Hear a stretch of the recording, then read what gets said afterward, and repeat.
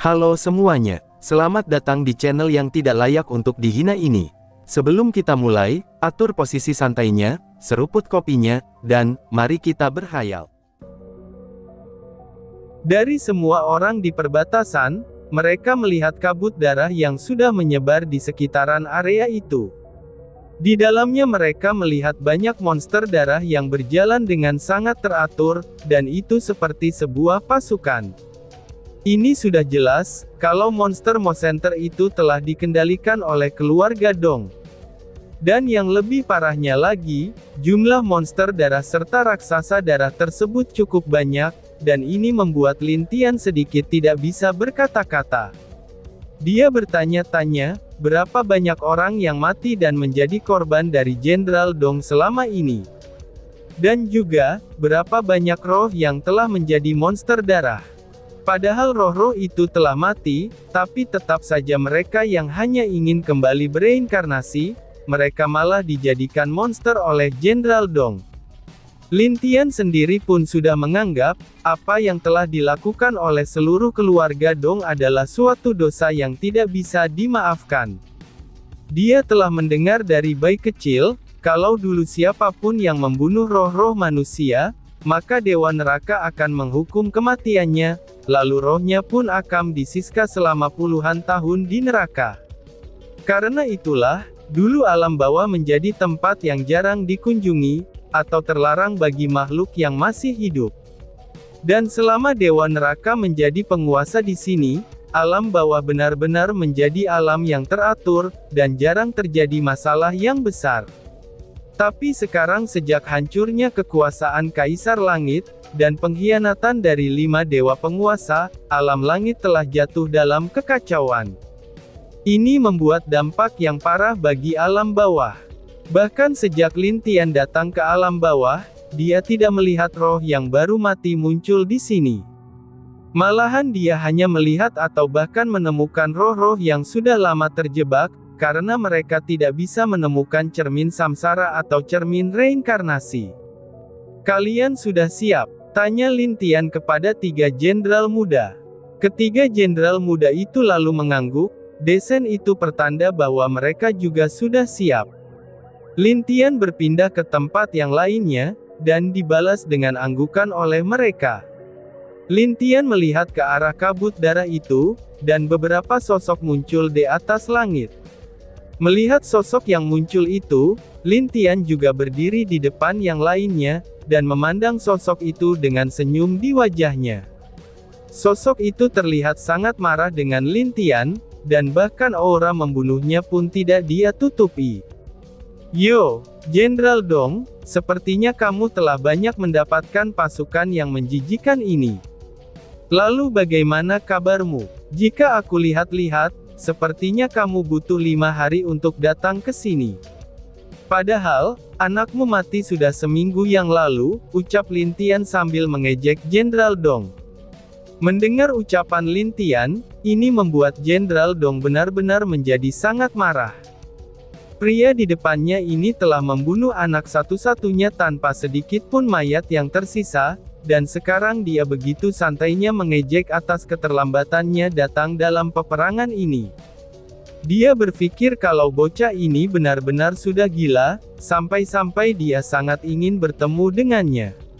Apalagi di mata Jenderal Dong, Lin Tian ini bukanlah apa-apa baginya. Tapi dari mana kepercayaan dirinya itu muncul? Hal itu benar-benar membuat Jenderal Dong tidak bisa berpikir dengan baik. Bocah keparat, kamu telah membunuh anakku. Kamu juga membuat semua rencanaku gagal, dan juga kamu telah membuat seluruh keluarga Dongku harus bersembunyi di alam bawah. Dendam ini pasti akan aku balas beratus-ratus kali lipat, ucap Jenderal Dong dengan nada dingin sambil memandang Lin Tian. Kalau begitu, aku menantikannya, jawab Lin Tian dengan santai, dan tidak terlihat takut dengan ancaman Jenderal Dong. Jenderal Dong tampak semakin membenci Lin Tian. Dia benar-benar sangat ingin membunuh Lin Tian sekarang, dan dia telah mengubah rencananya untuk Lin Tian. Yaitu, jika dia dapat menangkap Lin Tian, maka dia akan memotong satu persatu anggota tubuhnya di bawah tatapan keluarga dan kerabatnya. "Bunuh mereka semua!" teriak Jenderal Dong, mengaung. "Serang!" ucap tetua dari keluarga Dong yang memimpin pertempuran. "Masih ingat rencananya kan?" tanya Lin Tian sambil melirik ke belakang. Mendengar pertanyaan Lin Tian, semua orang itu mengangguk, dan itu pertanda kalau mereka masih ingat. "Maka seranglah mereka, jangan sisakan iblis kejam ini sedikit pun," ucap Lin Tian dengan dingin. "Hahaha, bagus alam elemen, sudah lama kita tidak bertarung. Mari kita tunjukkan kepada sepupuku, betapa menakutkannya alam kita, serang!" teriak Lin Guang sambil maju, dan langsung melesat ke depan. Dia adalah orang pertama, yang dengan berani maju ke dalam pertempuran. "Alam es, alam kehancuran, ikuti aku. Kita jangan sampai kalah dengan mereka," ucap Mu Jing-er.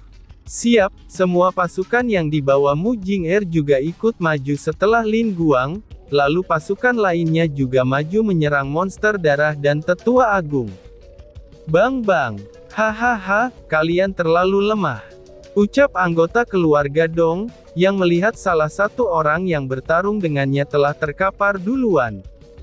"Meskipun aku harus mati, tapi kalian tidak akan bisa menang. Kalian yang lebih rendah daripada binatang, maka kalian tidak layak untuk hidup," ucap pria itu dengan wajah yang tidak takut, saat dia memandang pria dari keluarga Dong itu.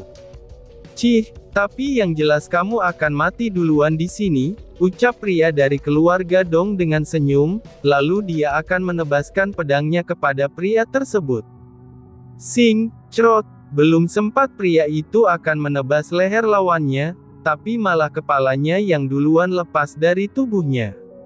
Pria tadi yang melihat hal itu tersenyum, karena dia tahu kalau itu adalah pasukan dari alam kegelapan. "Aku akan membawamu mundur," ucap sosok pria dari alam kegelapan yang baru saja membunuh pria dari keluarga Dong. "Terima kasih," ucap pria yang terluka itu. Pria dari alam kegelapan itu hanya mengangguk, lalu menghilang dari tempat pertempuran itu. Dia langsung membawa pria itu ke dalam perbatasan. Semua kejadian di medan perang itu pun terjadi hal yang sama. Akan ada sosok yang membunuh musuhnya dalam gelap, dan pasukan yang terluka tiba-tiba saja akan menghilang, lalu muncul kembali ke dalam perbatasan. Walhasil, dari sisi Lin Tian tidak terlalu banyak korban yang berjatuhan, bahkan hampir tidak ada yang mati. "Sialan, kamu memang lebih jenius dalam strategi daripada Jenderal Zhao. Aku benar-benar mengagumi apa yang kamu lakukan, Kaisar Kehancuran," ucap Jenderal Dong yang benar-benar sudah mengerti tentang strategi yang telah Lin Tian rencanakan saat ini. Strategi seperti ini benar-benar akan membuat pasukannya dalam posisi yang menyedihkan, itu karena pasukan Dewa Kegelapan benar-benar hebat dalam menyembunyikan dirinya dalam gelap. "Itu tidak juga kok, aku bahkan lebih kagum dengan dirimu, yang benar-benar mau mengkhianati saudaranya sendiri demi kekuasaan," ucap Lin Tian sambil mengejek Jenderal Dong. "Hahaha, apa yang kamu tahu tentang itu? Semua yang aku lakukan adalah hal yang benar. Tentu saja membunuh kaisar bodoh itu adalah hal yang paling benar dalam hidupku, dan sekarang kamu akan mati. Jadi bersiaplah," ucap Jenderal Dong dengan tawa dingin. "Wow, maaf saja ya, aku bukanlah lawanmu kali ini. Kebetulan saja ada seseorang yang ingin balas dendam padamu," ucap Lin Tian dengan senyum mengejek di wajahnya. Lin Tian hanya tersenyum saat memandang Jenderal Dong yang terlihat sangat marah, dan Jenderal Dong juga kebingungan dengan maksud dari ucapannya tadi. Perlahan-lahan Lin Tian mengeluarkan pagoda, yang sebelumnya ada di tangan Mu Jing-er. Banyak cahaya putih yang keluar dengan sangat cepat dari pagoda tersebut, dan saat Jenderal Dong melihat siapa yang muncul dari cahaya putih itu, wajahnya langsung kaget tidak percaya. "Jenderal Dong!" teriak pria yang muncul itu ke arah Jenderal Dong dengan marah, dan matanya terlihat sangat ingin membunuh Jenderal Dong. Bagaimana bisa kamu muncul di sini? Bukankah kamu telah aku racuni? Ucap Jenderal Dong dengan wajah tidak percaya. Orang yang dia lihat di depannya adalah Dewa Angin, yang waktu itu telah dia racuni. Seharusnya dia telah mati sejak lama oleh racunnya tersebut, tapi sekarang dia bahkan berada di depan matanya secara langsung. Apalagi, Jenderal Dong dapat merasakan kalau kekuatan pria ini lebih kuat dari sebelumnya. Terima kasih banyak. Berkat racun yang kamu berikan padaku, kekuatanku telah meningkat dan sekarang aku bahkan merasa lebih sehat, jawab Dewa Angin dengan mata dingin saat memandangi Jenderal Dong. Jenderal Dong bergetar karena masih tidak percaya dengan apa yang terjadi di sini, dan dia memandangi Lin Tian yang sedang menyilangkan kedua tangannya itu, yang masih tersenyum tenang dan berdiri di langit. Sekarang dia mengerti, kalau dia telah jatuh ke dalam perangkap yang dibuat oleh Lin Tian. Pertama-tama, dia telah menolak 4 jenderal untuk mendesak pemberontak muncul kepadanya. Lalu saat dia tahu kalau Dewa Angin telah diracuni, Lin Tian langsung menolak membantu alam angin. Yang padahal, Lin Tian telah memiliki cara untuk menyelamatkan Dewa Angin. Tapi sebenarnya pria ini sudah tahu, kalau di dalam alam angin pasti ada seorang mata-mata. Dan itu benar saja, ternyata Jenderal Dong telah meletakkan mata-mata di sana. Pada saat itu, tepatnya orang itu juga ikut ke alam kehancuran untuk mencegah Lin Tian membantunya. Sayangnya di saat dia berpikir kalau Lin Tian benar-benar marah dengan sikap orang-orang yang datang ke sana, tapi sebenarnya di dalam hati Lin Tian, dia sudah ingin membantu Dewa Angin secara sembunyi-sembunyi dari mata-matanya. Apakah kamu pikir aku tidak tahu, kalau ada mata-mata di alamku? Tapi memang benar, kalau bukan karena bantuan dari Kaisar Kehancuran serta Senior Bai, maka aku mungkin masih tidak akan tahu siapa musuh di dalam selimut, ucap Dewa Angin. Kotak yang diberikan oleh Bai Yu bukan hanya berisikan pil saja, tapi itu juga tertulis sebuah pesan kalau di alam angin ada seorang mata-mata. Jadi hal pertama yang dilakukan oleh Dewa Angin adalah mencari orang itu, lalu menghancurkannya menjadi debu saat itu juga. Dan saat dia tahu kalau akan ada pertemuan lagi di alam kehancuran, dia dengan senang hati pergi ke sana untuk berterima kasih kepada Lin Tian. Tapi tidak disangka, sebenarnya Lin Tian telah pergi duluan seorang diri ke alam bawah.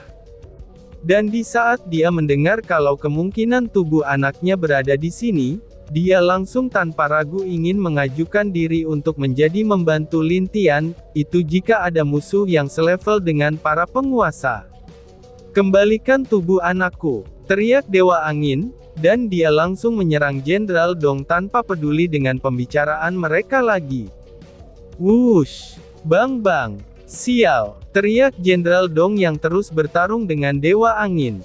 Lin Tian dan beberapa tetua alam angin yang melihat pertempuran itu tidak bergerak, dan hanya memandangi keduanya yang bertarung sengit di langit. Mereka mengelilingi Lin Tian seperti sedang menjaga orang yang sangat penting, bahkan mereka benar-benar membuat pelindung energi, itu agar Lin Tian tidak terpengaruh oleh berbagai getaran energi di sana. Kaisar, apa yang harus kita lakukan sekarang? Tanya tetua pertama yang ikut ke sana bersama Dewa Angin. Kalian bantu yang lainnya saja, karena aku ada urusan lain yang harus diurus, jawab Lin Tian dengan tenang. Tidak, Dewa Kegelapan memerintahkanku untuk menjaga Kaisar. Jika kami tidak berada di sisi Tuan, maka kami sekali lagi akan gagal menjaga Tuan, ucap tetua pertama dengan serius. Sebenarnya seluruh alam yang berada di kelompok Dewa Kegelapan sudah tahu, kalau Lin Tian adalah penerus Kaisar Langit. Maka sebab itulah sebelum mereka ke sini, Dewa Kegelapan benar-benar telah membuat mereka menjadi pelindung untuk Lin Tian. Dan apapun yang akan terjadi, mereka harus melindungi Lin Tian dengan hidup mereka. Itu karena, sekarang Lin Tian adalah orang yang sangat dibutuhkan oleh alam langit. Jika dia mati, maka nasib alam langit akan benar-benar berakhir setelah itu. Lalu ada kemungkinannya tidak akan bisa bangkit lagi, dan itu juga akan berdampak kepada mereka. Itu tidak masalah, kan ada bayi kecil bersamaku. Di saat Lin Tian akan melanjutkan ucapannya, tiba-tiba saja wajahnya menjadi serius saat dia merasakan sesuatu yang terbang ke arahnya dengan cepat. "Awas!" teriak tetua pertama yang langsung berdiri di depan Lin Tian, dan menghalangi serangan yang entah dari mana munculnya. Bang! Tetua pertama yang akan terlempar langsung ditahan oleh Lin Tian. Dia ditahan oleh Lin Tian dari belakangnya, jadi dia tidak terlalu terluka karena Lin Tian langsung menyalurkan energi penyembuh kepadanya. "Telan ini," ucap Lin Tian saat merasakan kalau yang serangannya itu beracun. Setelah menelan pil itu, tetua pertama menjadi lebih baik dari saat dia terkena serangan diam-diam itu. "Hebat sekali, aku tidak menyangka kalau kamu benar-benar dilindungi oleh mereka dengan sangat baik. Siapa kamu sebenarnya?" tanya sosok yang tiba-tiba muncul di langit. Sosok itu terlihat agak tua, dan di kedua tangannya ada dua senjata kecil seperti sabit. Melihat siapa orang yang muncul ini, wajah tetua pertama dan yang lainnya segera berubah. Pria itu adalah orang yang sangat mereka kenal, dan bahkan sangat terkenal dulunya di kalangan petinggi negeri langit. "Apakah kalian tahu siapa dia?" tanya Lin Tian. "Dia adalah leluhur, sekaligus jenderal tua keluarga Dong, yaitu Dong Ke," jawab tetua pertama yang masih berusaha menstabilkan dan menyerap energi pil yang dia telan. "Oh, aku akan maju kalau begitu," ucap Lin Tian yang sudah tahu siapa pria tersebut. Karena di antara orang yang ada di sini mungkin tidak akan ada yang bisa mengalahkan dia. Jadi kemungkinannya Lin Tian harus maju, meskipun harus menggunakan perubahan dewa harimaunya. "Kakak, biar aku saja yang maju, karena sudah lama sekali aku tidak menemukan lawan yang bagus. Jadi biarkan aku bersenang-senang," ucap bayi kecil yang tiba-tiba membuka matanya, lalu memandang leluhur keluarga Dong dengan senyum dan niat membunuh yang luar biasa. Wush! Bas-bas! Bang! Bayi kecil bahkan tidak menunggu jawaban Lin Tian. Dia segera menghilang, lalu muncul di depan leluhur keluarga Dong dalam wujud manusianya. Itu disertai dengan pukulan yang sangat kuat, yang dia arahkan kepada leluhur Dong itu. Leluhur Dong yang kaget hanya bisa menahan serangan dari bayi kecil, yang tiba-tiba saja sudah berada di depannya itu. "Ayo, buatlah Kaisar Harimau ini puas, jangan biarkan aku kecewa," ucap bayi kecil dengan senyum di wajahnya. Bang! Dan tiba-tiba saja bersambung. Sekian dan terima kasih banyak. Bye-bye.